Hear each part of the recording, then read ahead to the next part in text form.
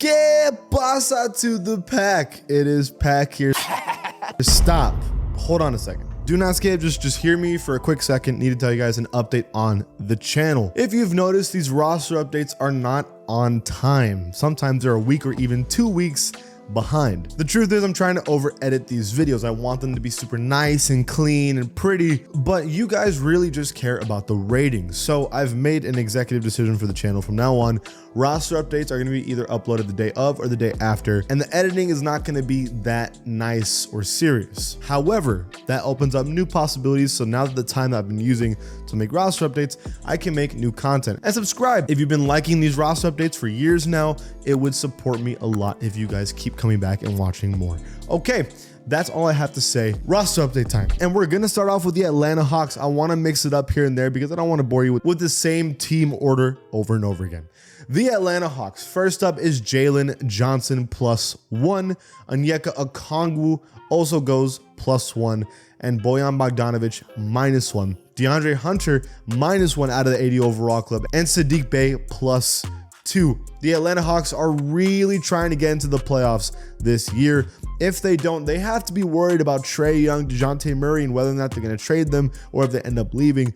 This team really needs to figure it out immediately. For the Brooklyn Nets, we have Nicholas Claxton -1. Now, they are not tied as the best player with Mikal Bridges. Dennis Schroeder out of the 80 overall club -1. And Ben Simmons +2. This is the first time Ben Simmons has gotten an upgrade probably since Philadelphia. Lonnie Walker goes -1, and that is it. The Brooklyn Nets are one of the weirdest teams. We already knew they were going to be weird. A lot of great players that aren't necessarily stars. Besides maybe Bridges, the team is at best decent, and we've been seeing that all year. For the Boston Celtics, one of the craziest starting lineups we've ever seen, Porzingis goes +1. It somehow is getting even more unfair. Derek White, though, goes -1, and Luke Cornett goes -1. You know, the biggest issue with this team is its bench. And with Luke Cornett going even worse, it's not helping its case. Still, the starting lineup is so good, I think that they're still probably favorites to win the NBA championship. For the Charlotte Hornets, pretty good stuff. We have Brandon Miller +2, one of the highest rated rookies by far, and Miles Bridges +2, back to form before all the issues with him was happening. He's looking good again. You know, the Hornets are actually playing better, to be honest with you. Ever since picking up Grant Williams, they're looking okay. Who knows? Maybe this team could be very good very soon. For the Chicago Bulls, who have also been looking pretty good lately, DeMar DeRozan +1, Vooch +1, Kobe White +1, up to an 82, which is way higher than he was just a couple months ago. And Ayo Dosunmu also +1. This team is on the up and up. You know, I know Zach LaVine's injured, but you now have 5 players in the 80 overall club. That's a good look for Chicago. The Cavs, who have been winning like crazy, Donovan Mitchell +1, back to a 93. Evan Mobley +1. Jarrett Allen +1, Darius Garland -1, and Karis LeVert -1. So I guess they're big three, I guess, because Darius Garland isn't in the big three right now. All are going upward. The team is looking pretty good. They're the second best team in the East. The Cavs are really happy right now. For the Dallas Mavericks, we have Josh Green, who goes +1. And we also have Derrick Jones Jr. -1. That's really it. No interesting things have been happening with Dallas besides them playing pretty well in the last month. Only change for the reigning champions is Christian Braun, who goes -1. A lot of you guys thought that Christian Braun was going to be this really special player, and still, he's only 22 years old. It's really early to say anything, but so far, he's just been okay. They really need him to step up if they want to win a back-to-back championship. For the Detroit Pistons, all we have is Jaden Ivey, who goes +1, and Marcus Sasser, who goes +1. That's it for the team. The biggest story here is Jaden Ivey. He's been going up and up ever since he started playing more minutes, and they actually are playing him serious minutes. I cannot believe the decision by Monty Williams at the start of the year to not give him the minutes he's getting now. What was the thought process there? I'll never understand. Kind of a pretty significant one. The Warriors. Steph Curry, 96 overall, +1. Good. Jonathan Kuminga, +2. This one's massive because now he is in contention for the second best player on the Warriors. Again, this would be the first time since someone not named KD, Draymond Green, or Clay to be the second best player on the Warriors. That's a huge change in dynasty look. Klay Thompson -1, Dario Saric +1, almost to the 80 overall club. And then Lester Quinones goes +4. For the Houston Rockets, we have Jalen Green +1. He's been needing a +1 for a while now. Amen Thompson, this is a big one, +3, getting really close. Actually, I believe he's tied with his brother at rating. That's huge. And then Cam Whitmore +4. This is the highest upgraded player in this roster update to a 79 overall. The Rockets look horrifying for the future because they have a lot of guys that are almost in the 80 overall club. Terrifying team. For the Indiana Pacers, we have Tyrese Halliburton -1. Not really fair because he was kind of hurt. Miles Turner -1. Understandable because Pascal Siakam is kind of taking over his role as a scorer. And then Aaron Naismith +4. Now is the 4th best player on this Indiana Pacers team. Big change for him. I think first time he's in the 80 overall club ever. For the Los Angeles Clippers, we have Kawhi Leonard +1 up to a 93 overall. It's been a while since it's been up this rating. Paul George -1 out of the 90 overall club. I do think in the beginning of the year, he should have been a 90 all year. Now I do agree that it's slowed down a little bit. The Lakers, Anthony Davis -1. We have Rui Hachimura back in the 80 overall club +1. We have Spencer Dinwiddie downgraded -2. And then Jackson Hayes +2. All over the place for the Lakers. LeBron James just had a big night. I think they're not playing as good as they're supposed to be playing. I still think for some reason, gut feeling wise, when it comes playoff time, we know they're going to be good like always. But this regular season stuff, they got to figure it out. Definitely the biggest upgrades of this roster update. We're going to go to Memphis. So Vince Williams Jr. +2. Let's talk about GG Jackson, who doesn't even have a face scan. The youngest player in the NBA, +5 to a 78 overall. Scottie Pippen Jr. goes +4. And Trey Jemison goes +3. Now, this team sucks, and they know they're going to suck this year. So they've really just been letting their young talent get better, learn. The biggest thing here is GG Jackson. I mean, to be this young and to be this good already is a huge sign for the future with this Grizzlies that have John Morant for the long term. For the Miami Heat, we have Bam Adebayo -1. Terry Rozier -1. Jaime Jaquez -2.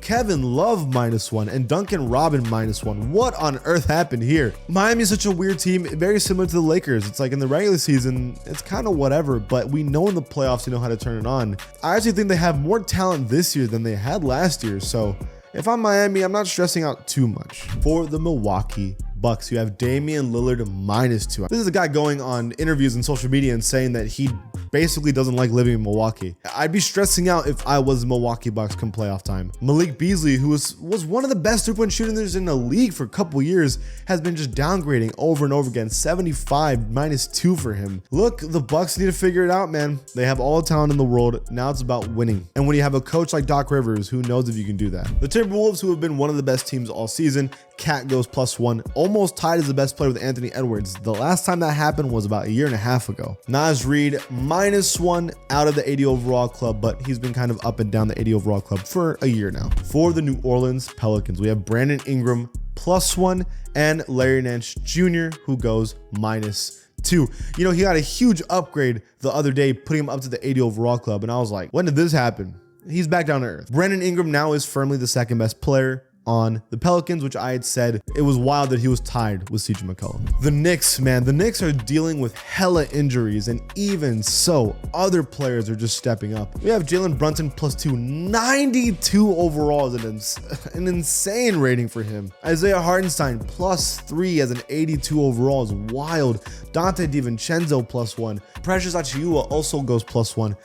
All over the place. The Knicks are trying so hard to be a good team with all these injuries. Now to one of the best teams in the NBA, the Thunder. You have Lou Dort, who goes -1, and you have Aaron Wiggins +2. Besides that, no major changes for this elite team. Quick change for the Magic. It's just Cole Anthony -2. That's it. The Magic were one of the best teams in the NBA for a bit. Now they've slowed down, but they're still hella talented and young, so who cares? Philly, who has been fighting for their lives without their essentially MVP player in Joel Embiid. A lot of guys are having to step up, and they are. Buddy Hield +1, back to the 80 overall club. Kelly Oubre Jr. +1, back to the 80 overall club. Paul Reed +2. Cam Payne, new acquisition to the team, +2, looking good. Ricky Council IV, what a name, +4. Everyone is trying their hardest to be basically ready for playoff time, assuming Joel Embiid can come back. And it looks like it could be a good team. For the Phoenix Suns, Devin Booker +1, almost tied as the best player with Kevin Durant. Eric Gordon, also +1. Basically one of the only bench pieces on this team that's doing good. So Phoenix, you know, hella talent. Let's see if we can come together playoff time. Kind of an important one. We have Anthony Simons +1. That makes him the best player on the Portland Trailblazers. Jeremy Grant also +1. DeAndre Ayton +1. And then Malcolm Brogdon -1 and injured. All this really does is make sure that Anthony Simons is now the best player in Portland, and this could be the case for a while. Okay, man, do you want to see something frustrating? Victor Wembanyama +1, 89 overall. It's not really a debate anymore about who's the best rookie, at least rating wise. He is putting up demonic numbers in the few minutes per game he even plays. We know how good Victor Wembanyama is already. The issue is everybody else. I mean, Trey Jones got a +1, Zach Collins goes -1, and honestly, he probably should have got a -4. This team is horrible. I don't know how they can be this bad with a player this good, but here we are. For the Kings, De'Aaron Fox -2. This is extremely significant because when's the last time Sabonis was a higher rating than Fox? In fact, I don't think this has ever happened. A wild change. Keegan Murray -1 and Harrison Barnes +1. Besides that, no major changes for the Kings, but Sabonis being the best player is a first. For the Toronto Raptors, we have Scotty Barnes -1 and RJ Barrett +1, making them close to being the best player on the team, tied. Emmanuel Quickley -1, making Jakob Poeltl the third best player. Bruce Brown -2, making Olynyk the fifth best player. And then Grady Dick with a +3. Changes all over the place for the Raptors. You know, I genuinely thought these trades were going to make them a little bit better, and it feels like they're worse. The Jazz, who have been winning way more games than anybody thought they were going to win. John Collins +1, Jordan Clarkson -2, Chris Dunn +1, and Keontae George +1. You know, the point guard position, they're looking pretty good for the future. The team, good, good for the Jazz. You always like to see small markets succeed, especially when you don't really think they have that much talent. I mean, Larry Markkanen's great, we know that, but everybody else is like, they're good, but I didn't think this was enough to be a good team in the West, and they're doing it. So congrats to them. And finally, the most disgraceful team in the NBA, the Wizards. Bro, Poole -2. That is unbelievable how bad he's become. The greatest fall off I think we've ever seen in NBA history. Denny Avdija +1 for the first time in his career in the 80 overall club, and almost tied as the best player on the team, which is an insane statement. That is everything. What do you guys think about these changes? Leave it in the comments below. And if you like this channel, please give it a sub. I'll see you guys next time.